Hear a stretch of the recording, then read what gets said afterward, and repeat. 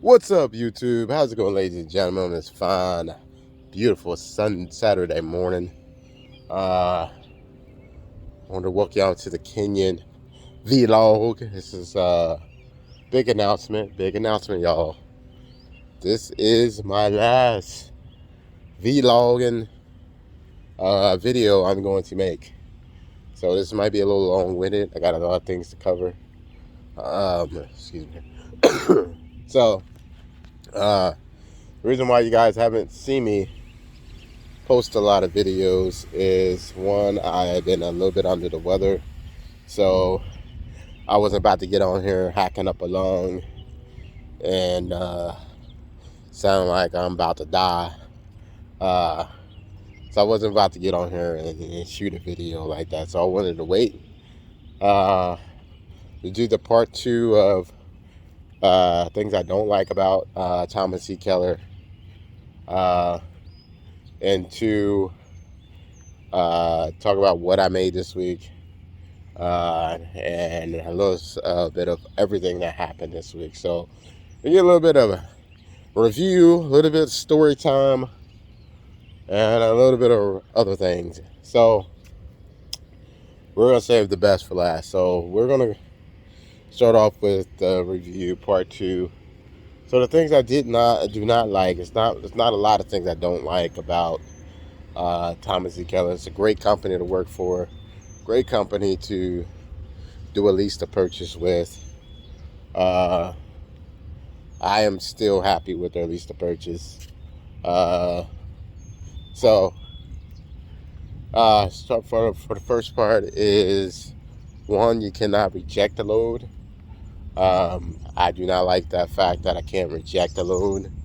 Uh, so if you don't book your load, and then let's say you go somewhere where they don't have no customer freight at, uh, you get stuck with whatever broker load they find you. And some of those loads are real doozies, like not good paying loads. So, and I got stuck with one of those. It was a customer freight though. A couple of weeks ago, when I had went to a Walgreens or Kellogg to go pick up a load going to Walgreens. It was right. I had to drive 100 miles up the road and then take that up to Toledo. Excuse me. It would have been worse than that. Toledo, Ohio. Uh, and it was only paying $472. And I'm like, what am I supposed to do with that? What am I supposed to do with a load that only pays $472? Now my deductions, minus the fuel, is at least $796 a week, and then I got to pay the fuel out. So I take the fuel out to get up to freaking Toledo. I'm already looking at like $200 and some with the fuel, the way it is. So I wasn't feeling it. That would have been a load I would have rejected, because I was already going to start in a hole on my first load that week. And then the second load was to cover what I didn't cover in the first load. So I was going to be playing catch up the whole week. Thankfully, that load wound up, basically, in long story short, I wound up going there, and they wound up telling me that load don't get shipped out until the 15th, and that was the 11th of April. And I'm like, okay, well, you have a good day. And then I got told my dispatcher and everything, and told him, hey, what happened? And he said he had no freight in the area where I was at, so he told me to deadhead up to my next load, which was another 4 hours up to 3.5 hours up the road. And he was cool. I was made whole. He got me the truck order not used, and he made sure he got me the deadhead miles pay, which covered the fuel to get up to Toledo. So I was happy. I was good. And that next run set me up for success, because that covers my deduction in the fuel, and I still made a little money off of it. And so that's what happened there. So that's my biggest complaint, because that would have been the load I would have rejected. And two, If I would have been able to reject that load, I would actually save myself some headache and some time on my clock that day. Hadn't hadn't I able to reject it. Uh, Two, I did not like the fact that they keep you on the load. They keep you on the load, even if it's going to be late. And so many times I've sent my ETA, let him know, hey, the load's going to be late, and then he'll contact him via email. And I hate doing that because he can be contacting your customer service all he wants through email, and our customer service is all aware of it, but uh, it's up to them to communicate it to the people in the shipping office or the guard shack. So when you get there, they know it's going to be late, so they're not chewing your head off. But all more often than not, I get there and the load's late and I get my head chewed off. And I'm like, okay, I called my dispatcher, told them, and blah, blah, blah, blah. So, that's another thing I don't like is that they don't like to take it off you. Like, once you want it, it's like, okay, well, go ahead and head to the delivery, see what happens. I don't like doing that. I do not like doing that. I like to know for sure if they're going to accept the load or reject the load or reschedule the load. Because I like to know what I'm doing. If I'm going there, they're going to reject the load. I like to know in advance so I know how close I need to get to shut down. So I can find a truck stop as close to that delivery as possible so I can be on time for the rescheduled appointment. So I think that's the only two things I don't like about the company. Other than that, it's a great company to work for as far as company goes. It's a great company to lease on to. It's a great company to do the lease purchase contract. You're not going to hear me say too many bad things about the company because I'm like really happy with them. Even doing this lease to purchase, even though I've seen my revenue drop and it's not because of them, it's because of these fuel prices and where I'm going. I'm trying not to go back to Claiborne. This is supposed to be my last load going back to Claiborne, Texas next week, but I'm on this lane right now where it's hard to get off of the Claiborne. If it was winter, I wouldn't have no problem with this because I'm going down south. But I'm gonna have to stick on it for a little bit, trying to make it work, figure something out. But and then get to tell you this, guys, but I got my first overweight ticket earlier last week, heading down to Claiborne, Texas. Pulled in the scale house at hey, hi, I know. You tell me. Oh, he's telling me. But pulled the scale house in Missouri, right? So I put on the scale, and I'm like, oh man, I'm probably overweight. And then he asked me to back up on the scale, and I'm like, okay, I backed up a little bit until he told me to stop. And then I'm like, okay, I'm overweight. He's just making sure. I'm like, okay, this isn't good. So I sat there for a few minutes with the red light on. I said, oh my God, this is not good. This is not good, y'all. This is not good to sit on a freaking scale at a scale house for more than a few seconds. You want to get that green light as soon as you get on that scale. So he has to sit there for a few minutes. He comes out, has me roll my right side window down. I was like, okay, no, this isn't good. This is really not good. This is not good. All right, so I I go inside. He comes over to the driver's side, asks me to open the door, and so he can get the VIN number. I'm like, oh my god, this is terrible. I was like, yes, I'm getting a ticket today. I'm getting a ticket today. So I'm sitting there on the scout house. He says, bring your paperwork, license, and your registration in. So, okay, so I get out. He asked me to park it right next to the scale, pull up, back up next to the scale. So I go inside. He says, you're over on your tandems, 35,840 pounds. I said, oh. And I said, okay. He said, do you got a scale? Did you scale that out? I said, nah, I didn't scale it out. He starts asking me how long I've been working for Thomas E. Keller. I told him about 6 months. It's, at least that's how long I've been doing lease to purchase, but I've been working for him for 9 months actually. Uh, but so he asked me a couple of questions, and he was like, is there any? He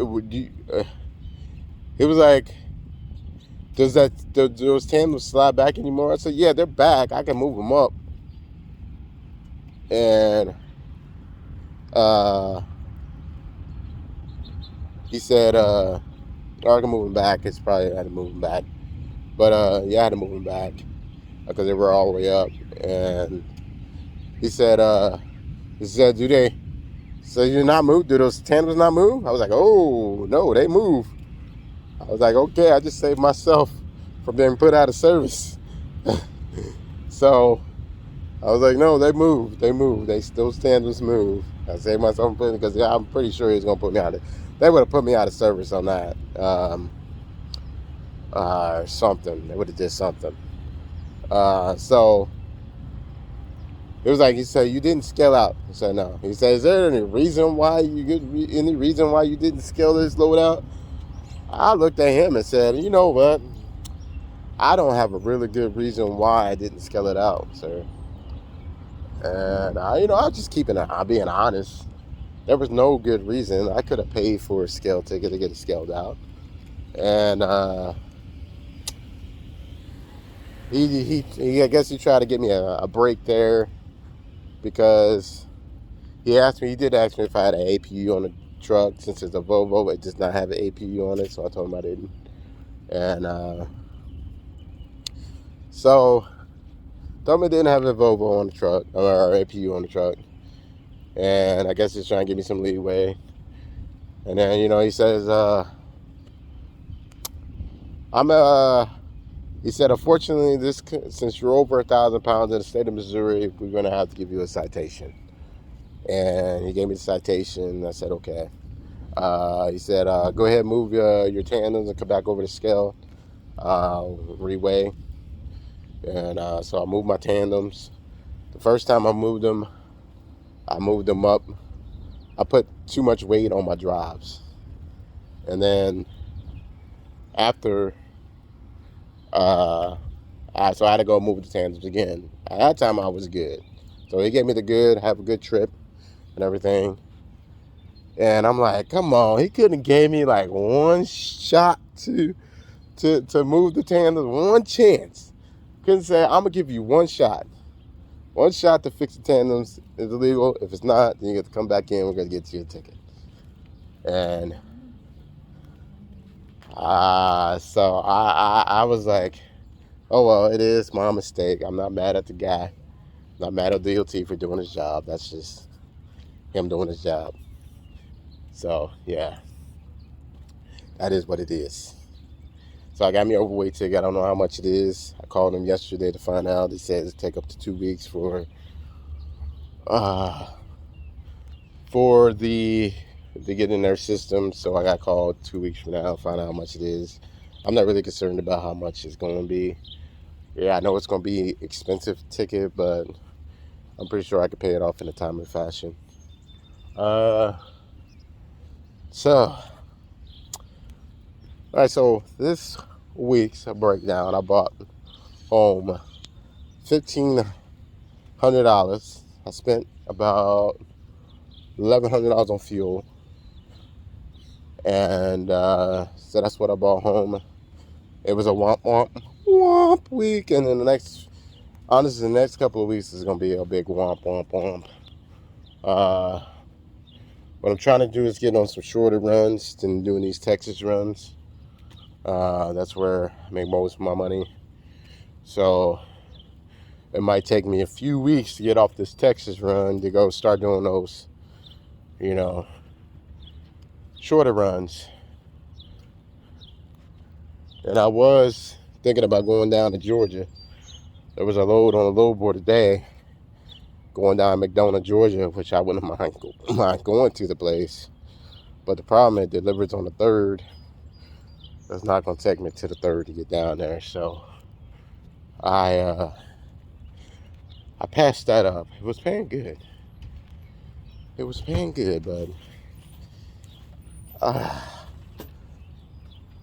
I didn't want to take it because of the delivery date. Was pushed off to the 3rd. So I left it on the load board for somebody else to get. Now somebody else $2,000 load they can go pick up. So that is that. I know. So he's back yelling at me again. So that's his house. That's his territory. Anyway, so this is gonna be the last vlog, Kenyan vlog I'm going to do. I am in the process of trying to find a driver for a second truck to lease on to Thomas Keller, and I'm going to spend my energy and time on finding me a driver. And so that's what a lot of my new videos is going to be talking about, trying to find a new driver. And I'm pretty sure you guys see the name change on the channel. So this is going to be my last Kenyan vlog. Any videos that I shoot after this is specifically for the business and trying to recruit a driver to drive for me. And I know it's going to be a hard task to do, is to find a driver. Well, not hard to find a driver. Drivers are a dime a dozen. But what is going to be hard is to find a really good quality driver, hard-working driver who is a runner, who is going to do a really good job driving a truck and have a clean record and dependable. And I don't want to go hire somebody who's going to be with me for like 3 months and then they're gone. So I want to put a thank you out to all my subscribers. I met one of my subscribers Friday at the terminal, or Thursday at the terminal, which was really nice talking to him. I really enjoyed talking to him. Laughed, joked around. I'm a very approachable guy, so if you guys happen to see me at the terminal, if you work for Thomas E. Keller, or you see me at a truck stop, don't be afraid to say hi. Don't be afraid to walk up and just say hi and talk for just a second. I always take a few minutes to talk to you. I'm not cold-hearted or anything like that, and if I'm short with my answers, if I'm talking to you, please. I have a work mode. I have a mode I go into when I'm driving. It's like a serious work mode. It's like I'm focused on the task at hand. I'm just focused on it, right? So yeah, it's don't mind that, okay? It's not nothing. It's not like I don't like you or anything like that. It's just I'm probably focused on what I need to do, where I need to be going in the time of fashion. So, guys, I want to thank you all for subscribing to my channel. I had a lot of fun doing it. I think I'm going to look forward to have more fun shooting videos for my company and finding a new driver. And it's a new adventure I'm going on. And I just thank you all for your support. If you choose to unsubscribe to the channel, that's understandable. I'm not mad at you. I understand you came for the vlog channel and not for the business aspect of the channel. So, guys, thank you for commenting. Thank you for uh, uh, subscribing and email me questions. If you still have questions about Thomas C. Keller and their lease to purchase, or if you have questions and you're thinking about going owner op on your own, and you're thinking about lease to purchase route and what company to go with, and if you should go with percentage or mileage pay, please you can continue to email me. All I ask is you send the email to jbrand86j@outlook.com. That's jbrand86j@outlook.com. And you guys keep the sunny side up, the rubber side down, and I wish you all the best in life. May you be successful, and this has been fun, great. So, all right, guys, this is all I got for you guys as the last Kenyan vlog, the final finale. It is over. Thank you, and bye.